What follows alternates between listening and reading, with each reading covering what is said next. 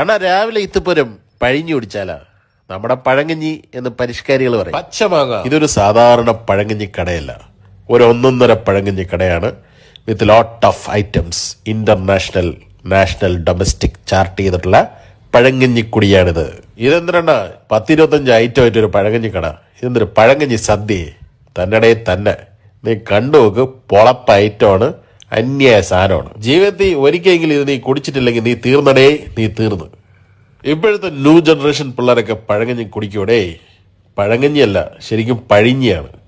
ഇത് നടത്തുന്നത് ഇവിടെ ഒരു ന്യൂ ജനറേഷൻ പയ്യനാണ്.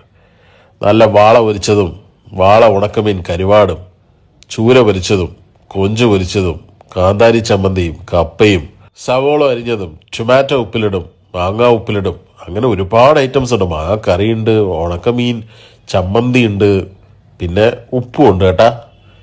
ഇതെല്ലാം കൂടെ കൂട്ടി പഴങ്കഞ്ഞി കുടിക്കണമെങ്കിൽ നേരെ തിരുവനന്തപുരം പൂന്തറയിലേക്ക് വിട്ടോളി. അവിടെ കിട്ടും നല്ല അന്യായ പഴങ്കഞ്ഞി. ഭയങ്കര തിരക്കാണ്, കടയിൽ നിന്ന് തിരിയാൻ സ്ഥലമില്ല. എന്നാലും ഞാനൊരു സീറ്റ് ഒപ്പിച്ചു. അടിപൊളി അടാര പഴങ്കഞ്ഞി എന്ന് പറഞ്ഞാൽ കണ്ട, എടുത്തു വച്ചിരിക്കണ കണ്ട. ഒരേ സമയം 50ഓളം പേർക്ക് ഇരിക്കാനുള്ള സ്ഥലമൊന്നുമില്ല. ഒരു 10-20 പേർക്ക് ഇരിക്കാം. പക്ഷെ അവിടെ നിന്നും ഇരുന്നും ഒക്കെയാണ് ആൾക്കാർ പഴങ്കഞ്ഞി കുടിക്കുന്നത്. അത്രയും തിരക്കാണ്. രാവിലെ ഒരു 10:30-11 മണിയോടുകൂടി പഴങ്കഞ്ഞിക്കട തുറക്കുമെങ്കിലും പെട്ടെന്ന് അടക്കേണ്ടി വരും. കാരണം കൊണ്ടുവരുന്ന പഴങ്കഞ്ഞിയൊക്കെ പെട്ടെന്ന് അങ്ങ് തീർന്നു. അവിടെ ഒന്ന് ഭക്ഷണം കഴിക്കാനായിട്ട് രാവിലെ കാപ്പി പോലും കുടിക്കാതെ വന്ന് പഴങ്കഞ്ഞി കുടിക്കുന്ന ടീംസ് ഉണ്ട് അവിടെ. മറ്റാരുമല്ല, ഞാൻ എന്നെ തന്നെയാണ് ഉദ്ദേശിച്ചത്. രാവിലെ ഉറക്കമൊക്കെ എണീറ്റ് തലേദിവസം എന്തെങ്കിലും JD ഹാങ് ഓവറോ അങ്ങനെ എന്തെങ്കിലും ഉണ്ടെങ്കിൽ നേരെ അങ്ങോട്ട് വിടും. വിട്ടിട്ട് നല്ല ഒരു ചട്ടി പഴങ്കഞ്ഞി, മൺചട്ടിയിലാണ് പഴങ്കഞ്ഞി അവിടെ വിളമ്പുന്നത്.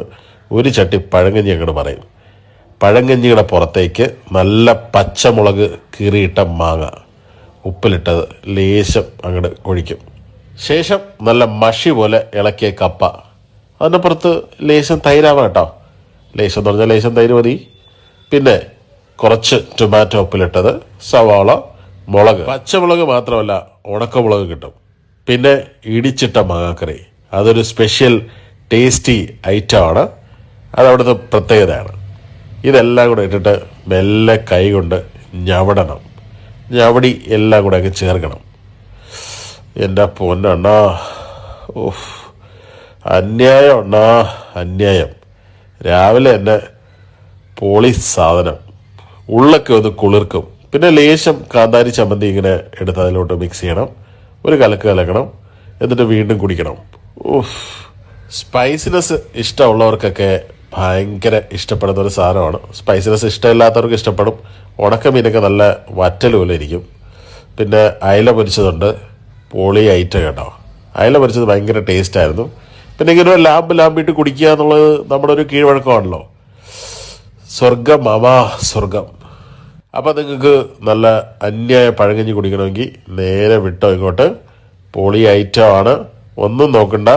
നല്ല മീൻ പൊരിച്ചത്, നല്ല കേരാച്ചൂര പൊരിച്ചതൊക്കെ ഉണ്ട്. പൊളി ടേസ്റ്റാണ്. നമ്മൾ ചുമ്മാ ഇരുന്ന് ഇങ്ങനെ കഴിച്ചുകൊണ്ടിരിക്കും. ഹെവി സാധനമാണ്. ട്രിവാൻഡ്രത്ത് ഇത്രയും ഹെവി ആയിട്ട് പഴങ്കഞ്ഞി സെർവ് ചെയ്യുന്ന ഒരു ഷോപ്പ് ഉണ്ടെന്ന് എനിക്ക് തോന്നുന്നില്ല. നടത്തുന്നത് തന്നെ ഒരു ന്യൂ ജനറേഷൻ പയ്യനായതുകൊണ്ട് തന്നെ കുറച്ച് ന്യൂ ജനറേഷൻ പഴങ്കഞ്ഞിയാണ്. ഇത് ചെമ്മീൻ റോസ്റ്റ്, അതും പൊളിയായിരുന്നു. എല്ലാം അന്യായ ക്വാണ്ടിറ്റിയാണ്, ക്വാളിറ്റി ഉണ്ട്. പിന്നെ ആ മുളകൊക്കെ ഇതിലോട്ട് പിഴിഞ്ഞൊഴിച്ചിട്ട് ഇതെല്ലാം കൂടെ കുഴച്ചിട്ട് അങ്ങോട്ട് കഴിക്കണം. ഒരു രക്ഷയില്ല അണ്ണാ, പൊന്ന അണ്ണാ. പഴങ്കഞ്ഞി എന്ന് പറഞ്ഞാൽ ആരും പുച്ഛിക്കരുത്. പച്ചമാങ്ങ പഴങ്കഞ്ഞിക്കട സൂപ്പർ ഹിറ്റാണ്. നിങ്ങൾ ഓൺസെങ്കിലും ട്രിവാൻഡ്രത്ത് ഈ ഒരു സാധനം ട്രൈ ചെയ്ത് നോക്കിയിരിക്കണം. പൊളിയാണ്. നമ്മുടെ ലാലേട്ടൻ പോലും പറഞ്ഞിട്ടുണ്ട്, ഗർഭിണികളായ പെൺകുട്ടികൾക്ക് നല്ല തുടായിരിക്കുന്ന കുഞ്ഞുങ്ങളെ കിട്ടാൻ പഴങ്കഞ്ഞി ബെസ്റ്റാണ്, കളിപ്പാട്ട സിനിമയിൽ. അപ്പം ഒന്നും നോക്കണ്ട, പഴങ്കഞ്ഞി കുടിക്കണമെങ്കിൽ ഗർഭിണിയാണെങ്കിലും അല്ലെങ്കിലും ഇങ്ങോട്ട് വന്നാൽ നല്ല അടിപൊളി അടാറ് പഴങ്കഞ്ഞി കിട്ടും.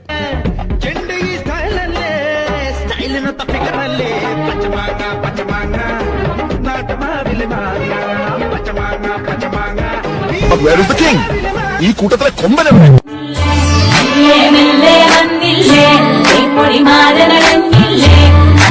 കൊണ്ടുകറക്കിലേ സ്നേഹം കൊണ്ടുവരക്കിലേ